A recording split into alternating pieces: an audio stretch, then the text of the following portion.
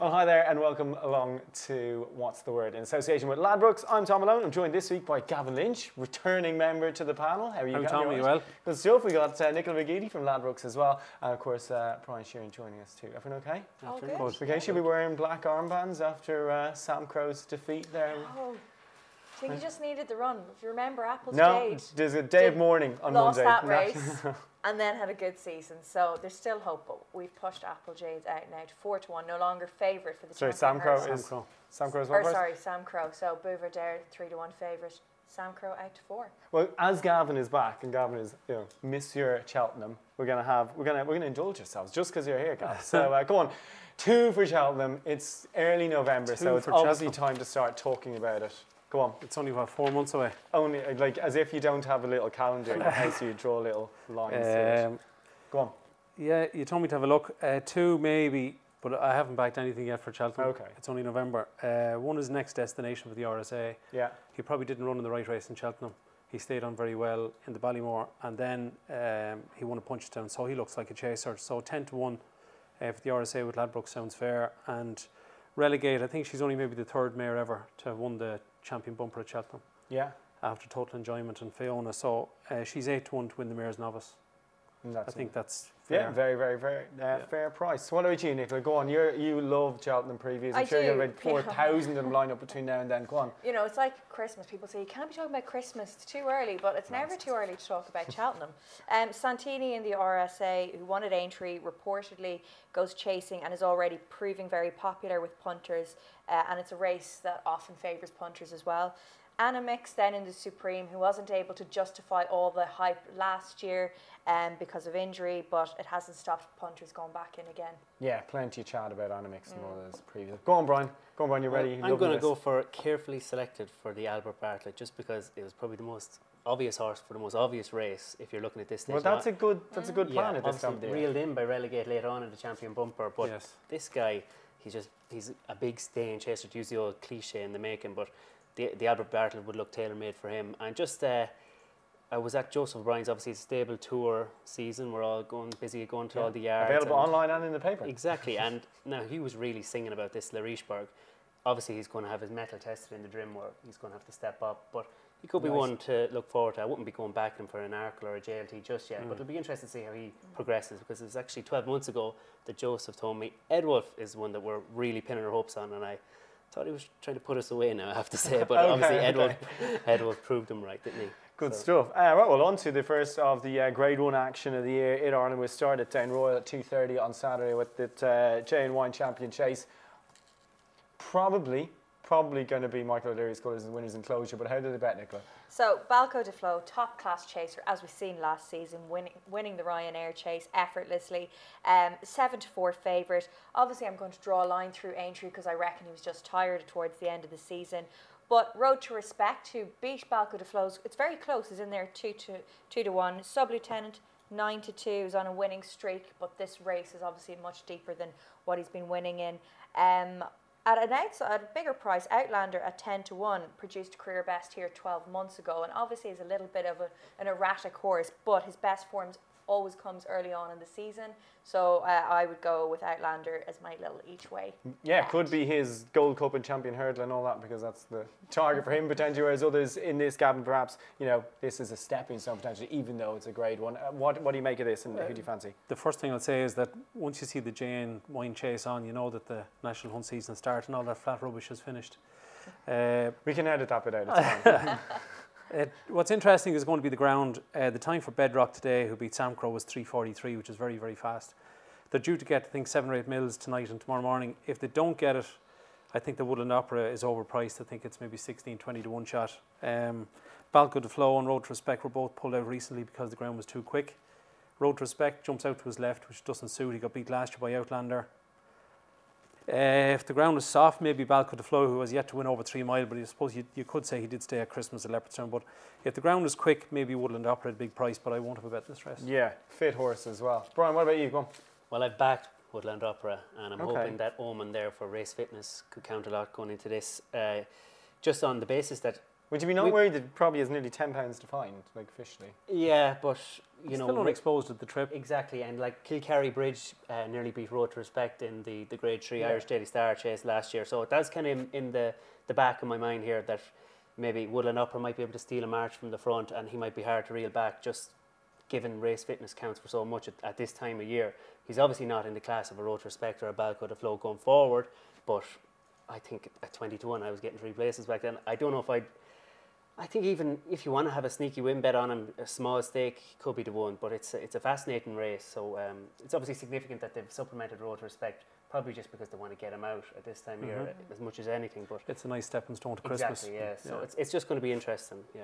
Good. So, well, actually, I think probably the most interesting race in the card is after it in the 305. Monley was top in the market here, Nicola. Yeah, Monley may be a bit on the short side, I think, at 5 to 4. He's obviously the best horse in the race. We're not keen on Snow Falcon, top price at 9 to 2. And you've got to respect the storyteller as well. One we'll be keeping on side at 5 to 1. What about this, Gav? I think, again, the ground is a huge ordeal at the ground, because Shattered Love, if they do get that rain, it turns up yielding to soft. If it did, which is unlikely, I suppose, maybe she'd have a chance. Monolith is a good jumper, has fallen twice out of his last 4 runs. Snow Falcon wants further, so if the ground was good, probably Monolith. If the ground was softer, I'd probably say Shattered Love. Okay, Brian, enough of that. They are absolutely sitting on the fence. You have a bet in this race. Well, it's Monolith, but it's obviously it's staring you right in the face. He's obviously top class horse. He is an exceptional jumper. I know he's fallen twice. You're going to get told. You're going to get told. He's jumped fences 5 times. He's fallen twice. It's just because he's so bold at them, and you know he's prone to those. Hopefully, the summer out in grass, he'll have forgotten all about. Brian writes down everything a trainer says and then just prints it in the paper. Go on, go on, go on. No. I just he really loves a battle, do you, Brian? Monolith. He's not going to get one here. He's going to be gone. He'll be out and gone, won't he? You know, the twice he came up the Cheltenham Hill, he was going backwards at the end, but I don't think people. He bumped into Presenting Percy, didn't he? One of who I think is the Gold Cup winner in waiting. I think if you want to have a bet here, maybe it's Monolith for the Ryanair going forward. Well, here's one for you. Do you think would Monolith have won the JLT against Shattered Love at Cheltenham last year? She won it by 7 lengths. Well, didn't the ground come up absolutely like a bog, and it was effectively a 3-mile chase. Shattered Love relished that, didn't she? Yeah. So it's hard to say. On good ground, he would have lapped her. Don't listen to him. Don't be put off by him. You were telling me earlier it's an absolute search. Go on. Well, he is. And just interesting going forward. I think the storyteller, he could be interesting going forward for a hurdle. Talking to him, maybe going back for a hurdle later in the season. So maybe just keep a watching brief for the storyteller. Yeah. Sorry? Okay, but you're actually, who are you going to bet? Who are you going to back? Well, I'd say Monolith, but you're not going to get rich. 11 to 8, 6 to 4. Why? 5 to 4 winners are Okay, better than 10 to 1 losers. Remortgaged the house. What is wrong with people? Yeah. Okay, let's move on to the traditional start of the British jump season, the Charlie Hall Chase, 3 miles ahead of them. What do you have, Black Courtin at the top of the market here, Nicola? Sharing favouritism with Clan des Obeaux. Obviously, with Thistlecrack ruled out, Clan des Obeaux went to the head of the betting at 5 to 2. Black Courtin has attracted money this week as well. Bryony Frost got back to winning ways after injury on Frodon the other week, and they've just got a great partnership, I think. But there's some ground concerns, I think, and I think ones you would want to look at who will have no problem on the ground is the likes of Double Shuffle, who's in there at 4 to 1. Definitely Red is 11 to 2, and Virgilio at 15 to 2. Now Dan Skelton writes a blog for Ladbrokes every week. We got it through this morning, and he was quite bullish about Virgilio's chances. Good stuff, likes a quick ground. Apparently, it's good to firm in places. A Weatherby, which is pretty crazy amazing, scenario, isn't it? Crazy, yeah. Again, I'll have no bet in this race, but maybe Virgilio won twice recently, handles good ground, there's very little to find. Dan Skelton's horse are on fire, and the top 3 in the betting haven't ran since April. So yeah, you couldn't really look past Dan Skelton at the moment, or are you going to look past Dan Skelton right now? I've really no opinion on this race, to be honest with you. It's you know, the Charlie Hall Chase is always one that you really get excited about. It like the race, the JM Wine is one that really sparks the national hunt season into life, but this one is probably just leaving a bit to be desired. Yeah. Well, that's the ground though. It's so difficult. Every exactly. Chinese you speak to is going to say, no, we basically haven't worked our horses yet. The ground's too quick. Thistlecrack and so on. Yeah, he was due to run on this. Conor Gree is supposed to be out as well. So yeah, it's tricky. It's the hence Virgilio looks a great price at 15 to 2. Absolutely for Ladbrokes ambassador. Let's move on to Ascot, the Sodexo Gold Cup. Easy for me to say. Go Conquer looking to make it back-to-back wins now with the Twiston Davies team. Nicola, is he top on the market? Yeah, 130 favourite. Traffic Fluids 9 to 2. In there at 5 to 1 is Adrian Dupont. who was been beaten in his last 4 starts, but all those efforts have been pretty solid, so he could step up here. But I seem like #1 Dan Skelton fangirl here, but I think Too Many Diamonds represents great value once again at 15-2. The step up to 3 miles is going to suit him. He's fresh, he's well, and I think he's an each way bet. Good stuff. Go on, Gavin, do you have something here? Adrian Dupont maybe is worth something small each way, and that it's his first time over 3 mile. He needs to settle a lot better. Don't know if he is the most resolute for a win bet. Maybe Go Conquer won it last year. He's only £5 higher, 147 instead of 142. Has been second twice at Ascot. Won the race last year. So yeah, no, it's just his horse is in good form as well. Brian, you fancy anything of this? The horse I was actually fancying for this runs into Charlie Hall. Okay. I was looking at Regal Encore, so no. And he's like 33s or something in the Charlie Hall. Exactly. Well. Yeah. So I'm gonna make up for it with my Down Royal selections. Okay. Anything else on the Breeders' Cup? By the way, Saturday night. I know you love your bit of flat racing, Gavin, so I probably won't start with you. But Nicola, there's lots of Ladbroke specials on the Breeders' Cup, and of course, enable the star turn. Yeah, listen, Europe I think are sending over their strongest team ever. The fact that it's now 9-1 that Europe have 6 or more winners is amazing. And yeah, there's a lot of solid favourites coming from Team Europe. We spoke to Frankie Dettori, another Ladbrokes ambassador, and he described it as a real Ryder Cup feel to it. So the ones that have been backed, despite a poor draw, Gustav Klimt has been very well backed for the mile, is now 11-1 from 16-1. Mendelssohn as well has been trimmed into 9-1 for the Breeders' Cup Classic. Roaring Line is probably the weakest out of the European ones. But if you look at the Breeders' Cup Classic, I think it's very hard to argue against Accelerators in there at 4-1, and that's top price with Ladbrokes. But look at all the Group 1s he's won. He's a contender for Horse of the Year over there. Good stuff. Brian, anything for you on Breeders' Cup Saturday night, the main Well, main I event? perked up when I saw 11-1 Gustav Klimt. I'd say that is gone at this stage. I think he's probably half that. I'd be really fancying him now coming back up to a mile, and the likelihood of soft ground. His only win is the I'm stuttering here. The only win he had this season was in the Leopardstown race. the Guineas trial. Sorry, yes. Imaging, I think, yeah. And that was on very, very heavy ground, almost unraceable ground. He hasn't really progressed this season as we expected. He was a short price for the Guineas in Newmarket, but he has been kind of slowly creeping back into form. He was unlucky in France the last day. Yeah. I think he's probably a really good chance in this race. But an honorary mention as well for Princess Yaiza, obviously purchased out of that the Dundalk nursery off a mark of 76. Now, I wouldn't be bringing myself to back her in the filly and mare, but Gavin Cromwell going to the Breeders' Cup, isn't that some story? Yeah, you know, I think we're all Gavin Cromwell fan club members here, so it's fair enough to say, well, that's a lovely story. Anything for you on Breeders' Cup night? I think it's a punter's nightmare, for example, in Sergei Prokofiev's race, there's 16 in it, just wonderful, there's 16 in it. Anthony Van Dyke, 16.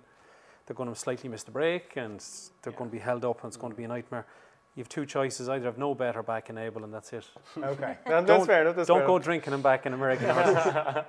It sounds like you've done that before. No. Well, I'm with Mendelssohn, by the way. I think he's an absolutely great chance, even though he's drawn stall 9. Right, let's move on to anything else for you around the cards on Saturday. Go on, bets on Saturday. I just think we were talking at Downroy. We've got some fantastic, support cards. Course Sublime in the 12:45. He's obviously a really exciting horse to go jumping hurdles for Chris Jones. Brian Cooper interested in taking the ride. But if I was to have a bet in the 3:40, I'm going to go Freewheeling Dylan. I thought he was a little bit unlucky at Gorham Park. He's a real honest, tough sort for Dermot McLaughlin. He was having a real good time of it. He had a winner at Cheltenham there a couple of weeks back. So Freewheeling Dylan in the 3:40. I'd be quite sweet on that at Downroy. Good stuff. Gavin, anything for you on Saturday? Yeah, Course Sublime will win, but he'd be unbackable. 2 winners for you, hopefully, is Rhea Time in the maiden hurdle. Was trained by Sam Curling to win a bumper there by 14 lengths in the summer. It bet Jan Matt, who's come out and won since. Yeah. It's been bought by Roger Brookhouse. It won the same bumper that Somerville Boy won for Sam Curling the previous year. It was equally impressive. I'd say, I didn't hear anything, but I'm sure there'll be a lot of money for that. That should go very well. And Shanning should probably go close in the handicap hurdle. The form of the race and the stole is very good. The horse behind him, including Vida Rev, Plinth, David's Charm, Boot Camp, Lake Milan, they've all run well since, so it's only a few pounds higher, 5 higher, so Shanning. Couple of winners there. Nicola, any winners on Saturday for you? In the Ascot Handicap Hurdle, the race has been cut up a bit, but Global Citizen is in there at 4-1, who I think has just made a real impact over hurdles and looks made for this type of race. Good stuff. Don't forget Malone Road as well. He's going to win the bumper at Down Royal, according to all those stable twists. Great name. Right, on to the Sunday action. It's the flat finale at Naas.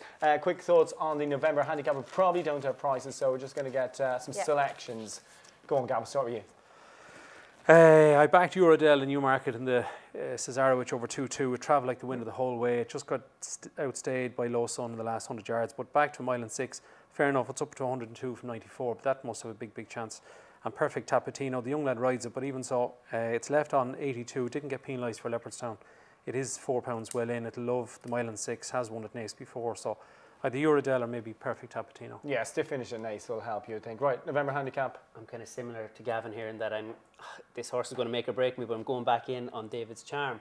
He's coming back obviously from the 2 mile in the Irish Cesarewitch back to mile 6. I thought he had them at it about a furlong out, only to be reeled in by Brazos in the Irish Cesarewitch. So I'm going in again on David's Charm. A horse who's cost me plenty in the past, but okay. Why not You're go forgiving. again? You're loyal. And anything for you in the November handicap, Nicola? No, I haven't looked at it You'll yet. I'm leave going it, to okay. stick to these guys. Fair enough, fair enough. All right, move on to Cork and the Cork Grand National. There's the feature event at 3:15. Go on, Gav, have a stab at this again. They probably rode Rogue Angel wrongly, maybe in the Munster National. Probably better to be up at the front and making all the gallop over 3.5 should suit. Overdove was going to probably win at Cheltenham when it ran out through the rail. The Gate Checker seems to have grown a leg recently. It won a handicap chasing a stole. It's only £6 higher.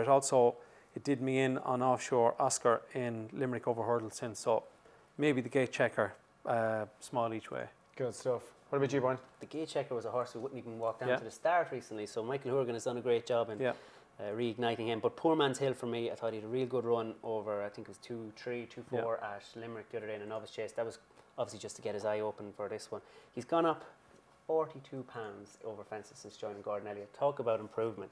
I mean, this horse could still be well See, handicapped. who is the good trainer? You know? The one who gets him the mark or the one who wins Well, £42? Elliott can just turn water into wine, so I'm hoping that Poor Man's Hill is just another one here. Okie doke, okie doke. Did you have a look at that listed novices hurdle at 3 miler there at 135? Just speaking about Elliott again, I thought Elwood was interesting maybe for the future. He's a half brother to Delta Work, obviously won at Cheltenham for the stable, but I wouldn't be having a bet. You got to get a reason in there as well, Gav. It's probably hard to see past Robin DiCarlo.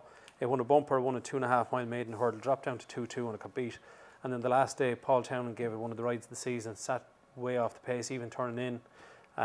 Came late, that was over 2.6. This is 3 miles, so don't see why Robin 3 miles on DiCarlo a flat won't track as well, so it's not won't be too much of an ask. Anything else for you guys on the Sunday cards? I thought maybe in Naas 2 for you. They're fairly obvious they'll be favourites in handicaps. Is Tide of Time. He won he won off 49 and 60 in Avon over 5.5. Drops down to 5, which I think will suit a lot. It's off 70. And also Ferretti runs in a nursery. Got a nice really 3 eye-catching runs. at Leopardstown that day. Eye-catching again the last day in Naas. Over 6 3 times, steps up to 7. That should probably win. Yeah, good stuff, good stuff. Right, those are the bets over the course of the weekend. Let's get our best bets, right? So your best bet of the weekend, and you're going to give us a multiple because Ladbrokes got best odds guaranteed in shops from 12 until 2 every day. So go on, Gav, we'll start with you. 1, 2 or 3 or... Your best bet of the Best weekend, bet, and then Tide fill of us with Time a on treble. Sunday. Tide of Time is your best bet on Sunday, okay. And the treble? Ray of Time, Shanning and Tide of Time. Okie doke. Nicola, best bet of the weekend? I'm going to go with Global Citizen in the Ascot Handicap Hurdle. Yeah, and for the treble? I really like Outlander as my little saver, really, each way. And I'm going to go with Virgilio as well in the Charlie Hall Chase. Good stuff. Go on, Brian.